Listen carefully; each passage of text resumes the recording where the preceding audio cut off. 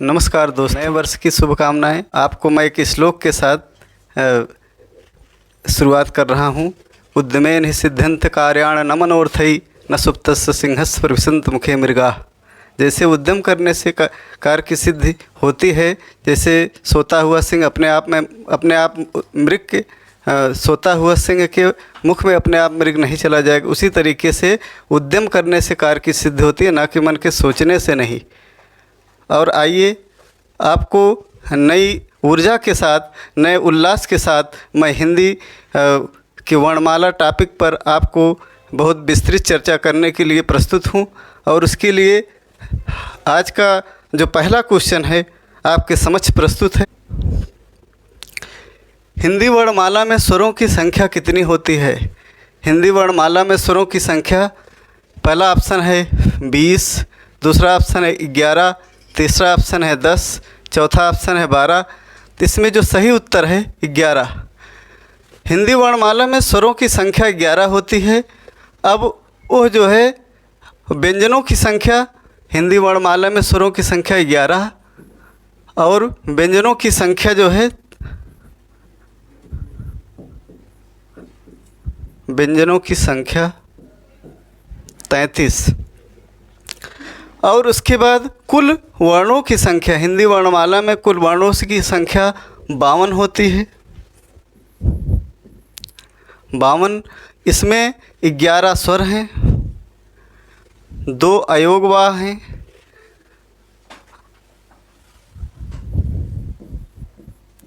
2 अयोगवाह,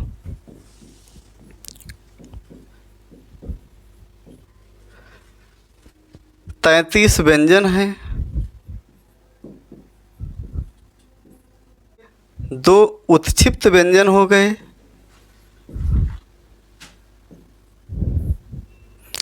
और उसके बाद आपके जो है 4 संयुक्त व्यंजन हो गए।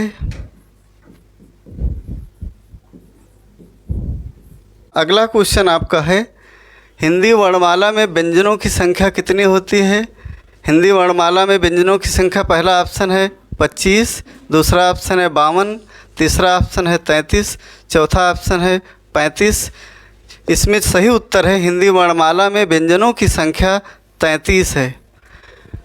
और उसके बाद इस 33 में भी आपके भेद हैं। जैसे 33 व्यंजन में जो 25 आपके स्पर्श व्यंजन होते हैं, 25 स्पर्श व्यंजन होते हैं, 4 आपके जो है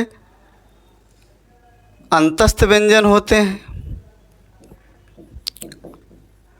अंतस्थ हो गए, और 4 आपके ऊष्म व्यंजन हो गए। अब उसके बाद अगला क्वेश्चन है आपका तीसरा, वर्णमाला में स्पर्श व्यंजनों की संख्या कितनी होती है? पहला ऑप्शन है 20, दूसरा 25, तीसरा 30, चौथा 33। अभी हम बता रहे थे कि स्पर्श यानी वर्णमाला में स्पर्श व्यंजनों की संख्या 25 होती है। हमारा उत्तर सही है खा। और उसके बाद जो है अगला क्वेश्चन है,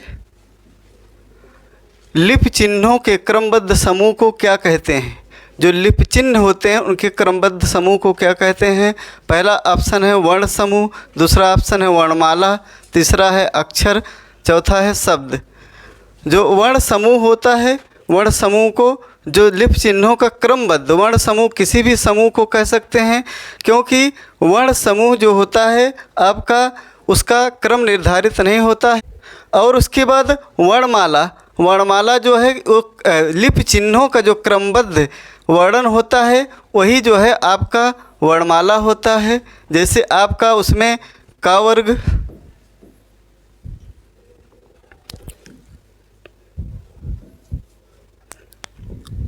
का वर्ग आपका है, फिर उसके बाद चा वर्ग है,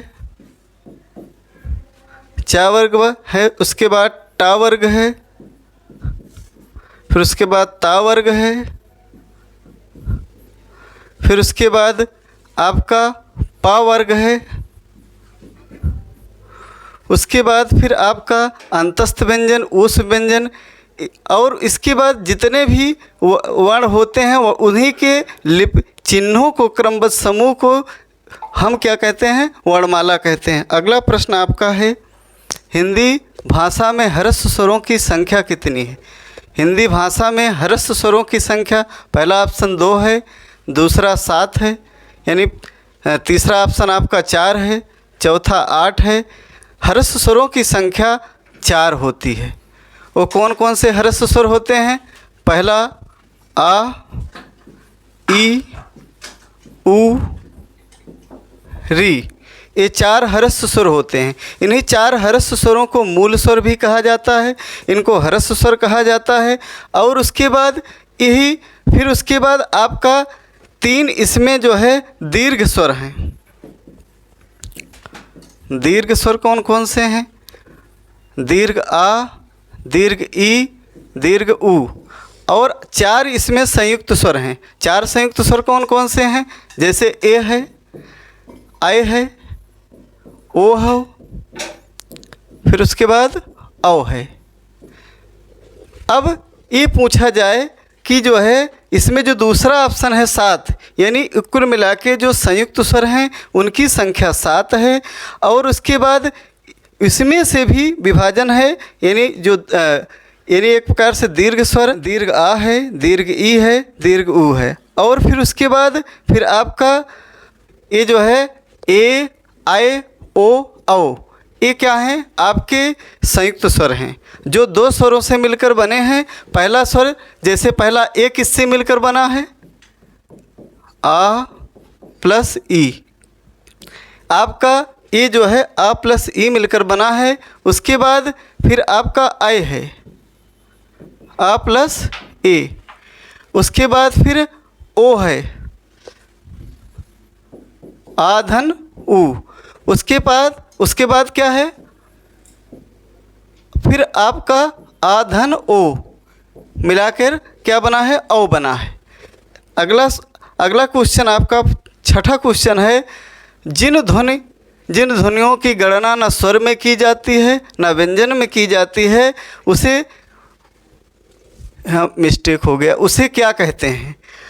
अयोगवा, अंतस्थ, आगत, ऊष्म। इसका जो है पहला का ही सही है, क्योंकि अयोगवा जिन ध्वनियों की गणना ना तो स्वर में की जाती है ना व्यंजन में की जाती है। अयोगवा की संख्या कितनी होती है? 2 होती है। पहला है अनुस्वार, दूसरा है विसर्ग। अब क्यों इनको अयोगवाह कहा जाता है? क्योंकि ये जो है स्वर के साथ चलते हैं, इसीलिए इनको अयोगवाह कहा जाता है। स्वर ध्वनियों के साथ चलते हैं अयोगवाह। अनुस्वार और विसर्ग दोनों स्वर के साथ चलने के कारण, साथ चलने के कारण इनको अयोगवाह, ना तो ये स्वर हैं ना ये व्यंजन है। फिर अगला क्वेश्चन आपका है, कंठ तालव्य कौन सा है? यानी इसमें कौन सी ऐसी ध्वनि है कंठ तालव्य, यानी कंठ और तालव्य एक साथ उच्चारण होता है। पहला ऑप्शन है ए ऐ, दूसरा ऑप्शन है ओ औ, तीसरा ऑप्शन है ई, चौथा ऑप्शन है वाया। अब देखिए इसमें जो है इनको पहला उत्तर ही सही है, क्योंकि जो आ का उच्चारण स्थान है कंठ है, ई का उच्चारण स्थान तालु है। इसका सूत्र है अकुह विसर्गीय नाम कंठा, इसका सूत्र है इचु ईसा नाम तालु। इसी के कारण ये जो है आ का कंठ है, ई का तालु है, दोनों मिला के क्या हो गए? कंठ तालु हो गए। इसी के कारण जो है इनको कंठ तालव्य कहा जाता है। और इनका क्या है उच्चारण स्थान? कंठ। जो ओ का है आ धन उ मिलकर 2 वर्णों से मिलकर बने हैं, क्योंकि ये संयुक्त स्वर हैं। और इनका उच्चारण स्थान कंठ है, इसका उच्चारण स्थान ओष्ठ है। अब इनको कंठोष्ठ कहा जाता है। इनका उच्चारण स्थान तालु है।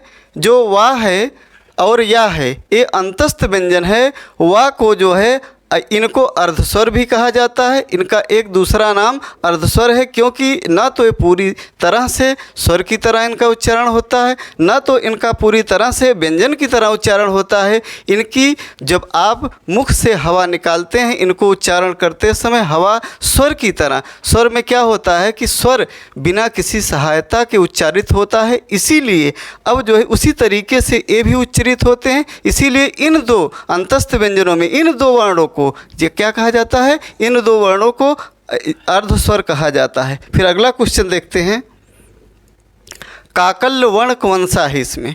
देखिए 4 ऑप्शन है, पहला या है, दूसरा हा है, तीसरा अड़ा है, चौथा रा है। इसमें जो है आपका उत्तर खा सही। अब काकल्य कहते कैसे हैं? क्योंकि इसका उच्चारण कंठ से होता है, हा का किसकी तरह, एक विसर्ग की तरह होता है उच्चारण, इसीलिए इसको काकल्य वर्ण कहा जाता है। भाषा वैज्ञानिकों ने इसको इसीलिए काकल्य वर्ण कहा है। और उसके बाद या का इचु यसा नाम तालु, उस सूत्र में या का उच्चारण स्थान तालु है, अड़ा का मूर्धा है और रा का भी मूर्धा है, क्योंकि आकु विचर्या नाम कंठा, इचु यसा नाम तालु, ऋतु रसा नाम मूर्धा, ऋतु रसा नाम दंता, उपमध्या नाम ओष्ठा, यदयतो कंठ तालु, उदयतो कंठ ओष्ठा। ये सब उच्चारण स्थान इनको मैं जो है अगले उसमें बताऊंगा। फिर अगला क्वेश्चन आपका है 9 नंबर, निम्न में महाप्राण वर्ण कौन से हैं? महाप्राण वर्ण देखिए, ये जो श्वास के आधार पर यानी स्वर, इनको जो है 2 भागों में बांटा गया है, अल्पप्राण और महाप्राण। अल्पप्राण, अल्पप्राण, अल्पप्राण का इससे नाम से ही पता चल जाता है कि कम उच्चारण, यानी जिन वर्णों में, जिन वर्ण ध्वनियों में कम उच्चारण होता है उनको अल्पप्राण कहा जाता है, यानी जिसमें हमारी वायु कम लगती है। और इसमें अधिक वायु लगती है, जिसमें हम ज़्यादा ऑक्सीजन का प्रयोग करते हैं, वो जो है महाप्राण ध्वनियाँ होती हैं। हर वर्ग का पहला यानी आपका प्रथम, तृतीय एवं पंचम वर्ण, प्रथम, तृतीय एवं पंचम वर्ण यानी 135 जिसको कहा जाता है। 135 कहने पे यानी प्रथम, तृतीय एवं पंचम वर्ण जो होता है आपका क्या होता है, अल्पप्राण होता है। द्वितीय और चतुर्थ आपका 24, यानी ये सूत्र याद रखेंगे, 135 तो आपका अल्पप्राण क्लियर होगा और 24 याद करेंगे यानी द्वितीय चतुर्थ तो आपका महाप्राण क्लियर होगा। इसमें क्या है आपका, यानी इसमें ये देखना है कौन सा वर्ण, और सभी स्वर, एक और चीज़ें हैं, सभी स्वर अल्पप्राण होते हैं, ये भी जान लीजिए, क्योंकि किसी किताब में दिया नहीं, प्रमाणिक किताब जो कामता प्रसाद गुरु है उसमें दिया है कि भाई जितने भी अल्पप्राण होते हैं वो जो है स्वर होते हैं। और अल्पप्राण इसमें क्योंकि आपका ये स्वर है, ये स्वर है, यानी ये दोनों कट गए, आपका ये भी कटा, तो ये दोनों आपके महाप्राण नहीं होंगे। टा आपका प्रथम वर्ण है इसीलिए ए भी नहीं होगा, तो आपका ठा उत्तर सही होगा। इसीलिए जो महाप्राण है ठा है, इसमें उत्तर चौथा सही है। फिर अगला क्वेश्चन देखते हैं, फिर निम्न में से अघोष वर्ण कौन सा है? अघोष वर्ण में वैसे ही सूत्र का निर्माण होता है। अघोष वर्ण में क्या है, यानी आपका पहला, देखिए हर वर्ग का पहला और दूसरा अघोष होता है, यानी प्रथम और द्वितीय आपका अघोष होता है। और उसके बाद फिर 345, यानी ये सूत्र याद रखेंगे, पहला और यानी प्रथम और द्वितीय यानी 12, तो आपका अघोष होगा। और 3, 4, 5 क्या होते हैं, सघोष होते हैं और सघोष होते हैं। इसमें आपको देखना है कि कौन सा इसमें, क्योंकि द्विगुण व्यंजन में भी ध्यान देना है। द्विगुण व्यंजन में कोई अलग से नियम नहीं है, बने किससे हैं, बने क्योंकि हिंदी से निर्मित ध्वनियाँ हैं ये, क्योंकि तद्भव ध्वनियाँ हैं, इसीलिए जो है यहाँ देखिए आपका ये किस में कौन आएगा, आपको देखना है कि यानी टा प्रथम आएगा, ये नहीं होगा, अर्थात अघोष, ये आपका क्या होगा, सॉरी हाँ अघोष वर्ण देखना है, सघोष नहीं, अघोष देखना है। टा आपका क्या होता है, प्रथम, तो ये अघोष आपका सही हुआ। और उसके बाद दा क्या हुआ, ता था द, ये तीसरा हुआ, नहीं हुआ। तीसरा वर्ण है, ये भी नहीं होगा। तो आपका ये जो है तीनों गलत हुए और पहला आपका उत्तर सही हुआ, अर्थात आपका ट जो है क्या हो गया, अघोष वर्ण हो गया। फिर अगला क्वेश्चन देखते हैं, निम्न में से अंतस्थ व्यंजन कौन सा है। इसमें आपको अंतस्थ व्यंजन देखना है, क्योंकि अंतस्थ व्यंजन में 4 ही वर्ण आते हैं। अंतस्थ व्यंजनों की संख्या 4 होती है। वो कौन कौन से हैं, य, र, ल, व, ये 4 अंतस्थ व्यंजन होते हैं। इसमें आपको देखना है, ना तो आपका पंचम वर्ण है, यानी ये नहीं होगा, ये आपका ला सही होगा, क्योंकि य, र, लवा में ला आपका है उत्तर ख। और उसके बाद ये जो है आपके दोनों नहीं है, क्योंकि ये अनुनासिक है। पंचम वर्ण को अनुनासिक भी कहा जाता है, अनुनासिक है। और उसके बाद जो घ है, ये क वर्ग का आपका ये क, ख, ग, घ, ये जो है चौथा वर्ण है, ये महाप्राण वर्ण है। और उसके बाद ता जो है आपका ये देखिए आपका ये जो है अल्पप्राण है। और सघोष अघोष में देखेंगे तो ये आपका ये क्या है, आपका सघोष है। सघोष को घोष भी कहा जाता है। और उसके बाद फिर अगला प्रश्न देखते हैं कौन सा है, इनमें से समृत स्वर कौन सा है। समृत स्वर, समृत का मतलब होता है जिसमें लगभग मुख बंद रहता है उच्चारण करते समय, क्योंकि मुख खुलने के आधार पर 4 होते हैं आपके। समृत हो गए, अर्ध समृत हो गए, विवृत हो गए, अर्ध विवृत हो गए, 4 होते हैं जिसमें लगभग मुख बंद रहता है, वो जो है समृत स्वर होता है आपका। इसमें समृत स्वर कौन सा है, यानी ई एकदम देखेंगे तो मुख आपका बंद रहेगा, आपका क्या है ई। और इसके बाद वो आपका ए क्या है कि ए ना तो आपको ना तो ओ होगा, क्योंकि इसमें मुख थोड़ा खुला रहता है, यानी औ में भी मुख थोड़ा खुला रहता है, उससे अधिक थोड़ा, यानी क्योंकि विवृत यानी अर्ध विवृत में आएगा, क्योंकि ये अर्ध समृत में आएगा, यही समृत में आएगा। ये जो है आपका फिर ए भी नहीं होगा, इसका मतलब उत्तर आपका ख सही है। फिर अगला क्वेश्चन देखते हैं, प्रयत्न के आधार पर ला किस प्रकार की ध्वनि है। आपको प्रयत्न के आधार पर यानी जो कोशिश करते हैं उसके आधार पर ला किस प्रकार की ध्वनि है। देखिए पहला आपका ऑप्शन है उत्क्षिप्त, दूसरा है पार्श्विक, तीसरा है प्रकंपित, चौथा है संघर्षहीन। आपको देखते हैं उत्क्षिप्त व्यंजन जो होते हैं उन्हीं को द्विगुण व्यंजन कहा जाता है, जो ड़ ढ़ ये 2 वर्ण हैं। जानते हैं इनका जब आप प्रयोग करेंगे तो ये ना तो शब्द के प्रारंभ में हुए होते हैं, अब इनका प्रयोग या तो शब्द के मध्य में होगा, शब्द के अंतिम में होगा। और दूसरी बात, ये हिंदी से स्वयं से निर्मित बनी ध्वनियाँ हैं।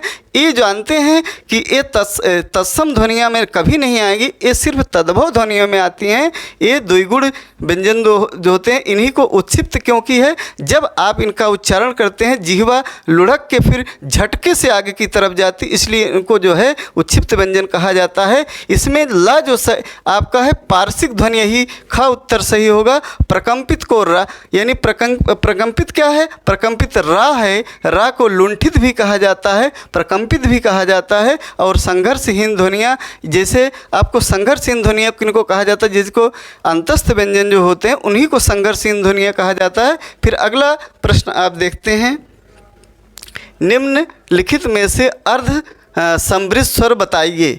अब इसमें अर्ध समृद्ध स्वर देखिए, पहला ऑप्शन है ए, दूसरा ऑप्शन है उ, तीसरा ऑप्शन है आ, फिर उसके दीर्घ आ, फिर उसके बाद ह्रस्व आ।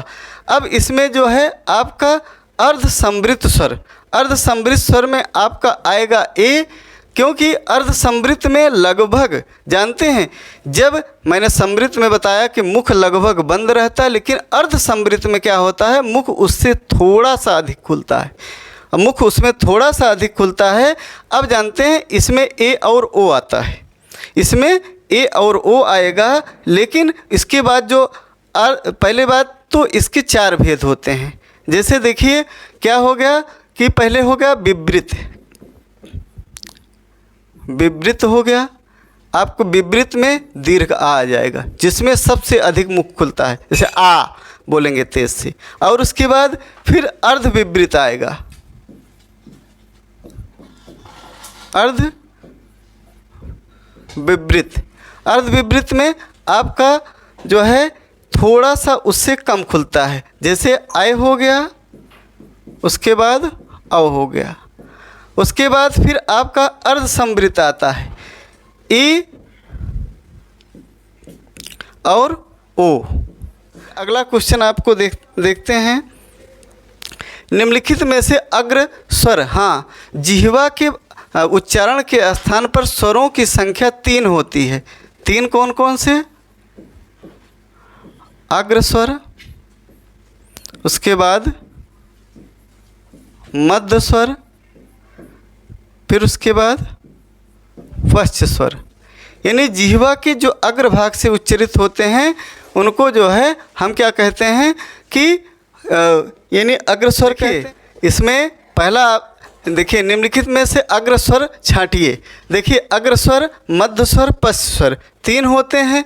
यानी जिह्वा की उच्चारण यानी जिह्वा का जो प्रयोग होता है उसके आधार पर स्वरों की संख्या 3 होती।